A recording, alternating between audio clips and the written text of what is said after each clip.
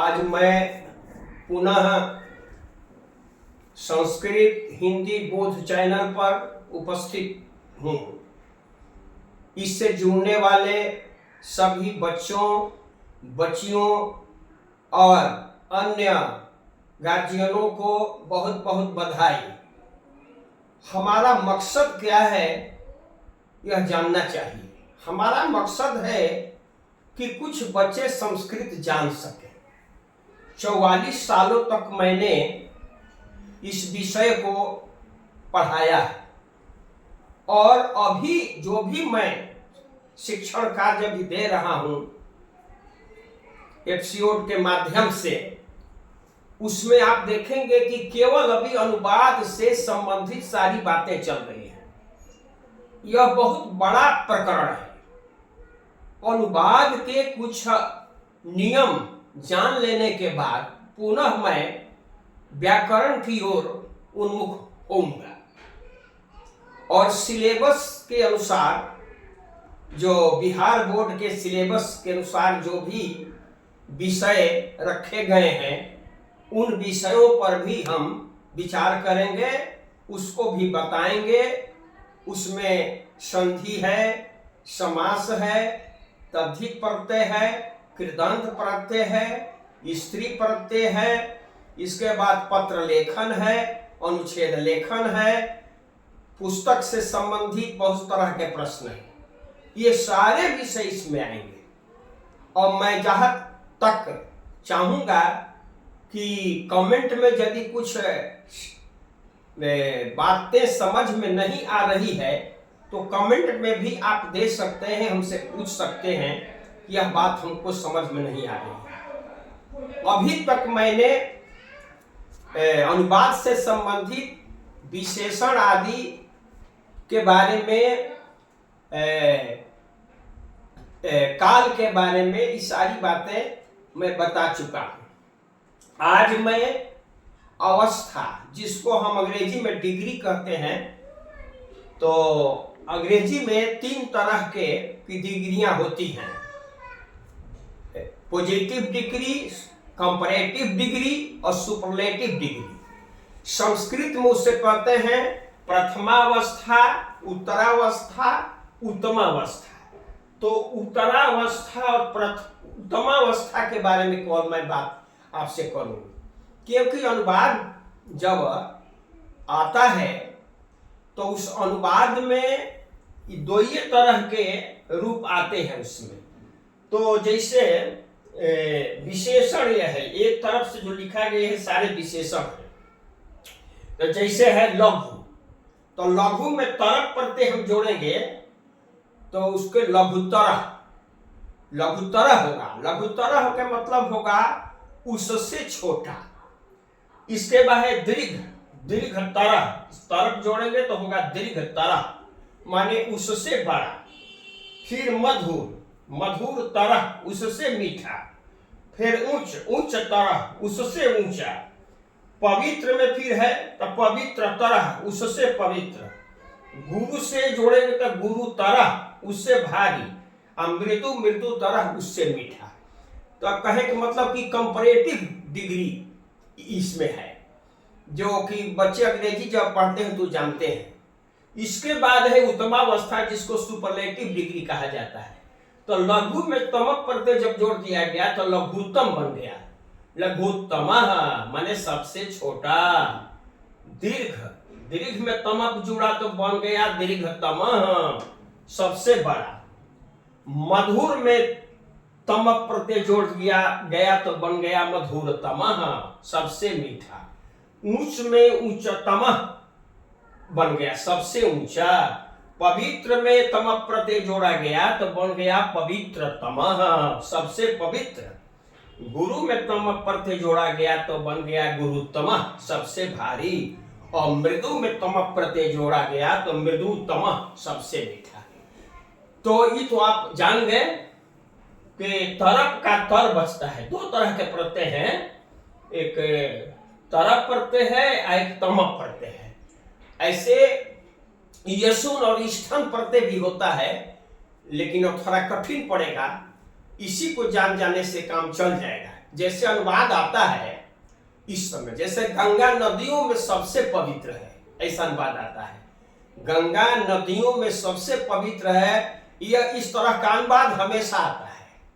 तो गंगा नदियों में नदी सु सबसे पवित्र, तो उसमें तम प्रत्यय लगेगा, पवित्रतमा गंगा नदीसु पवित्रतमा अस्ति। अब मान लीजिए आ गया गंगा नदियों में पवित्र है, तो गंगा नदीसु पवित्रा अस्ति। अब दो में जब तुलना होगा तो पवित्रतर होगा। जैसे गंगा जमुना से बड़ी है, तो गंगा जमुनाया दीर्घतरा अस्ति, ऐसे लिखा जाएगा। तो आपको हम बता देते हैं कुछ उदाहरण।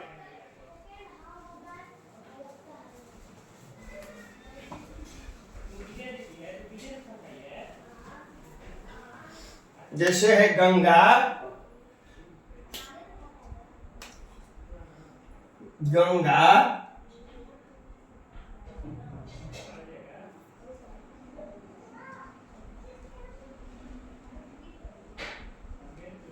नदियों में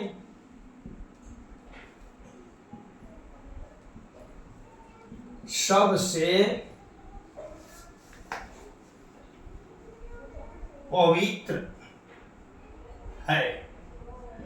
तो सबसे पवित्र, गंगा नदियों में सबसे पवित्र है, तो सबसे पवित्र जब लग गया तो एक सुपरलेटिव डिग्री हो गया। तो गंगा का संस्कृत होता है गंगा, गंगा के केवल गंगा हो जाएगा, क्योंकि आकारांत स्त्रीलिंग शब्द है, इसमें विसर्ग नहीं होगा, केवल हम गंगा लिखेंगे। नदियों में तो नदी सु हो जाएगा, नदी सु, नदियों में, क्योंकि नदियों में अधिकरण कारक है, एक नदी नहीं है, बहुत सी नदी है, तो अधिकरण का बहुवचन रूप होगा नदी सु। अब पवित्र का संस्कृत पवित्र है, तो दिया है सबसे पवित्र, तो इसमें हो जाएगा तम प्रत्यय, तो हो जाएगा पवित्र तमा, पवित्रतमा अस्ति। तो पवित्रतमा, तो पवित्रतमा क्यों हुआ? पवित्रतमा है तो पवित्रतमा क्यों हुआ? तो ये गंगा के लिए आया है। कौन सबसे पवित्र है? या तो गंगा, तो गंगा का न विशेषण है ये, तो इसमें तमा हो जाएगा, मतलब स्त्रीलिंग हो जाएगा। पुल्लिंग रहता तो तमा होता, नपुंसक रहता तो तमम होता। तो इस तरह से अनुवाद हम बनाएंगे। जैसे आता है आपको अनुवाद एक और बराबर बोर्ड में कि कालिदास कवियों में श्रेष्ठ है। कालिदास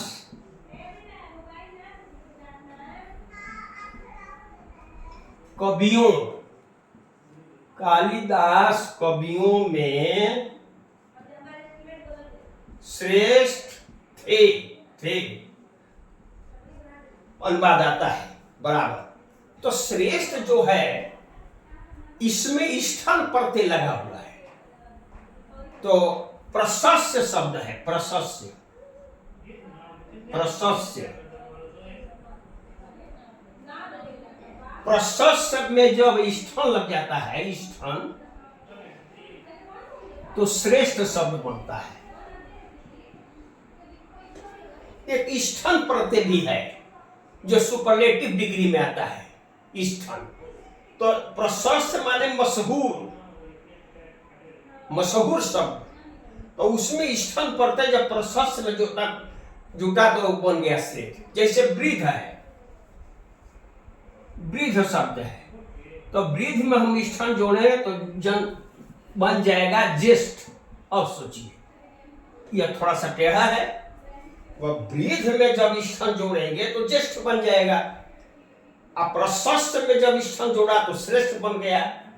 तो अनुवाद कैसे होगा? तो कवियों में कालिदास श्रेष्ठ थे। चाहे हैं भी चलेगा। तो कालिदास, कालिदास यह बराबर अनुवाद आता है। तो कवियों में अधिकरण कारक है, बहुवचन का रूप है। तो कविसु, कविसु, कविसु। अब कालिदास पुल्लिंग है, एक वचन है, तो श्रेष्ठ, श्रेष्ठ हो जाएगा, श्रेष्ठ। अब थे के मतलब आशिक, आशिक, अस धातु के लंग लकार कर आशिक क्यों हुआ? तो कालिदास प्रथम पुरुष एक वचन में है। यह समझना होगा बच्चों को कि प्रथम पुरुष एक वचन में है तो प्रथम पुरुष एक वचन की ही क्रिया होगी, यहां ध्यान देना है। तो जान जाएंगे कविसु कालिदास श्रेष्ठ अस्ति, कालिदास कविसु श्रेष्ठ आसी, कविसु कालिदास श्रेष्ठ आसी, ऐसे भी लिख सकते हैं, कहीं भी लिख सकते हैं, लिखने में कोई दिक्कत नहीं है। वो अंग्रेजी में दिक्कत है कि राम रीड्स ए बुक, तो ऐसा ही लिखना पड़े। लेकिन संस्कृत में जैसे रामः पुस्तकम पठति, तो पुस्तकम रामः पठति भी लिख सकते हैं, पठति रामः पुस्तकम ऐसा भी लिख सकते हैं। ये संस्कृत में कहीं भी इस तरह से आप लिख सकते हैं, उसमें कोई बंधन नहीं है, वाक्य सही होना चाहिए। तो हम समझते हैं कि यह जो है, यह तो एक छोटा रूप में मैंने बतलाया, और किताब का भी सहारा लेंगे तो थोड़ा सा सहारा आप लेंगे तो उस बात समझ में आ जाएगी। क्योंकि मैं निर्देशित कर रहा हूं, क्योंकि गुरु केवल निर्देशित करता है और बच्चे अपने बुद्धि के अनुसार उसको ज्ञान के अनुसार ग्रहण कर लेते हैं। तो इसका प्रयोग आप जान गए, और आगे मैं फिर अनुवाद के बारे में जो कुछ और विषय आएंगे उसके बारे में आपके समक्ष मैं प्रस्तुत करूंगा। यदि यह अच्छा लगा हो तो अन्य बच्चों को भी आप सब्सक्राइब करेंगे, शेयर करेंगे और लाइक करेंगे, क्योंकि जिससे लाभ मिल सके। यदि 2% भी लाभ मिलता है तो हमको संतोष होगा कि भाई बच्चों को लाभ मिल रहा है। इसी ध्येय से मैंने इस अवस्था में भी इस काम को मैं कर रहा हूं, क्योंकि रिटायर करने के बाद भी मैं 4-5 साल तक मैंने पढ़ाया, उसके बाद निःशुल्क पढ़ा रहा हूँ। आज भी कोई आता है तो उसको मैं निःशुल्क पढ़ाता हूँ। इसलिए आप ध्यान देंगे और आप इस पर जरूर अपना विचार व्यक्त करेंगे। धन्यवाद।